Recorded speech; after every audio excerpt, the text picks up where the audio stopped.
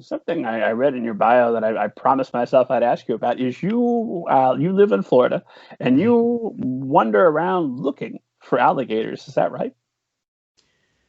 Well, we go out there. We're surrounded by water, and like literally behind our house is jungle, swamps, and you know, miles and miles of rivers and things like that. And so we'll go out on the kayaks and we're looking for wildlife. We have a lot of wildlife.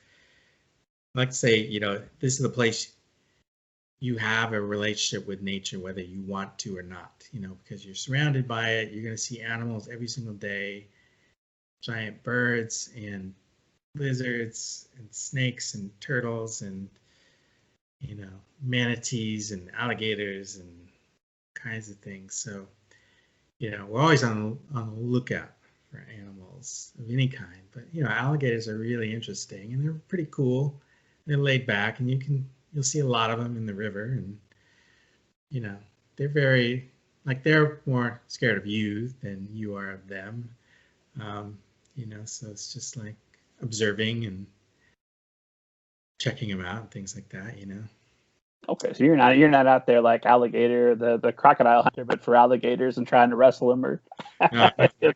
Very respectful of the animals. You want to get close within reason, but you're not gonna touch them or anything like that. Now, I assume you're in an alligator-proof kayak, but one whip of the tail, you're turned over, right? Well, You're like in. I say, they're very cautious, and so you're only going to get so close to one. It's not gonna come up on you unless you're molesting it in some way, like you know. Then it will try to defend itself. But other than that, it's like they're cool with you. If you're cool with them. Well, you're kind of an adventurer, yeah. I mean, you've got a grant to have been in Antarctica. What was it you were doing in Antarctica? Well, I found out that the National Science Foundation had a grant to go to Antarctica for artists and writers, which is like you hear that it's like what? And it goes back to the early days of the explorers, Shackleton and Scott and those guys. They always took a writer, artist, or photographer with them to basically tell the story of their expedition because it's how they kept it in the news and it's also how they raised money for other expeditions.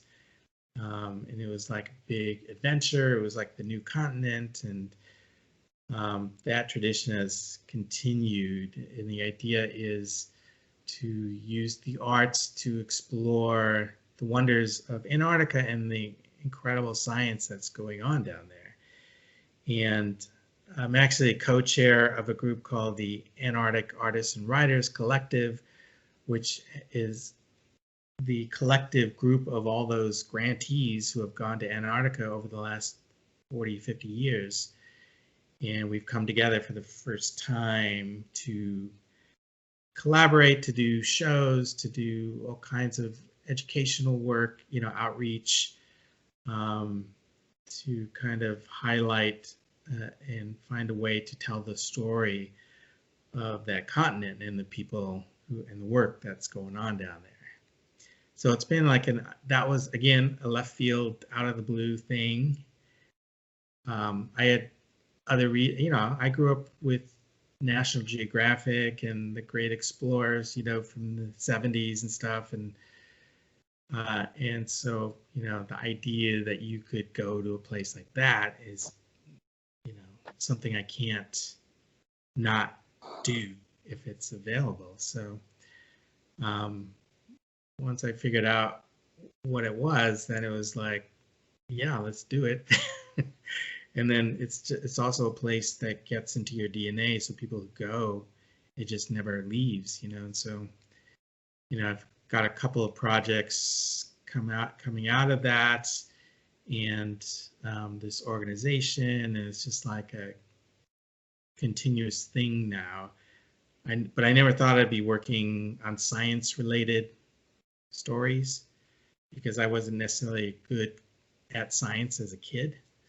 But I turned that into a positive because I figured out, I mean, a lot of those kids were like me that I work with. And if I could figure out a way to tell the story in a way that I would have understood back then and would have inspired me back then that's something I can do. Like I can take that really complex thing and turn it into like something powerful and amazing and just like, oh, in a way that a scientist would never explain it. So the easiest way to highlight that idea is I was working with these paleontologists who were, who had found the first dinosaurs of Antarctica and the hidden forests of Antarctica. And, I was working with them and, they would show me a fossil.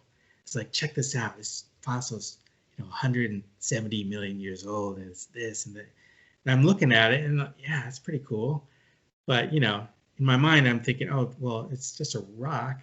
It'd be cooler if you touched that and, the dinosaur came out of it, or you touched that and you time traveled back to that period and you could actually walk among those animals in that place. And you could, so then I ended up kind of rewriting that whole idea. And that became this time traveling dino detectives of Antarctica. And the idea, like these kids, can touch something and go back to different periods of time and, all the different phases of Antarctica and all the different animals there and like engage with them and have adventures with them and things like that. And it's like, it's heavy into science. It's really accurate, but it's just like so much more fun and immediate and I can understand it. Like it took me a long time to figure out, like, how do you track the story of the plate tectonics in the original land sphere and how it broke up into two and how it ended up as Antarctica, and how animals developed and how there wasn't one great dying extermination, but, several of them and how, how did that work and how did that go from the Triassic period to Jurassic to this and that, and how did Antarctica turn from a lush forest into a barren wasteland, but once I could figure it out in an easy way that you could and visualize it and make it immediate, then everything just became clear, but it took a long time to figure it out. But now it's really easy. Now you can read that and you can totally get it straight up, boom. So that's something I could do, right? Like, so I like this idea of being a science translator, even for the scientists themselves, because, you talk to them, they just go off, they're in such micro detail, you have no idea what they're talking about. But you could see they're really passionate. You could see them go off into the space in their head and they're just like, so I like to take them back to their origin story, like what was that moment when you were a kid, that first moment where science or nature kind of exploded your brain? Like, what was that moment? And they think about it, and it's usually like something very personal, like they were in a cornfield with their dad in the middle of the night, and he had brought this telescope, and he set up in this cornfield, and we're sitting there in the dark, and suddenly, like this meteor shower, something like it's personal and intimate.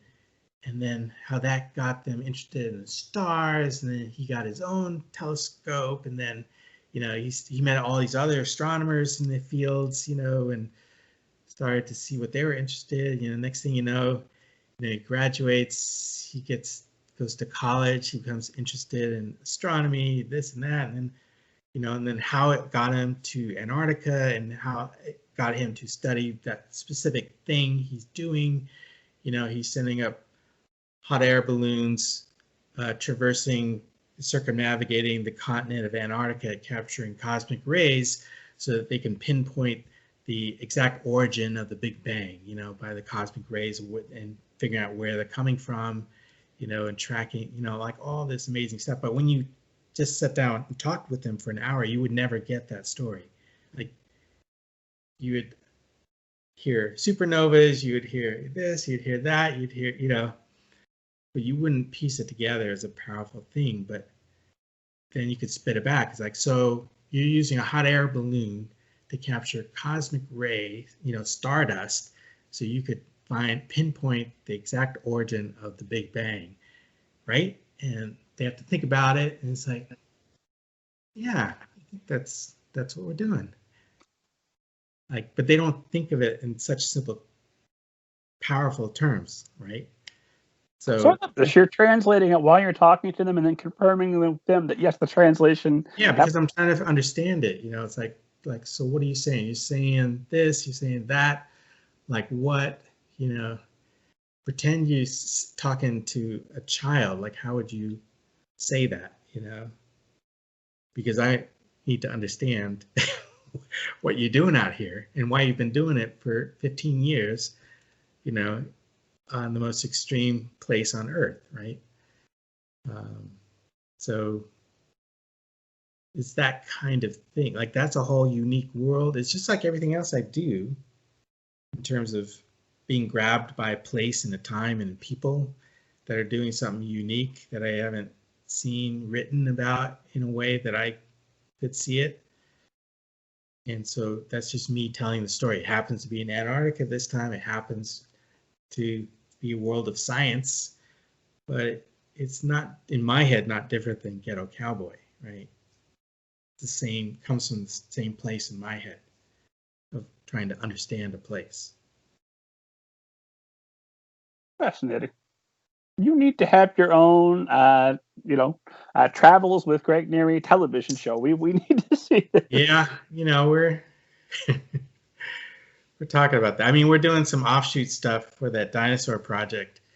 So we're filming some things. So I will be acting as a host for short little segment things, but we're obviously not going to be shooting on the road and, on location, but we're doing little things.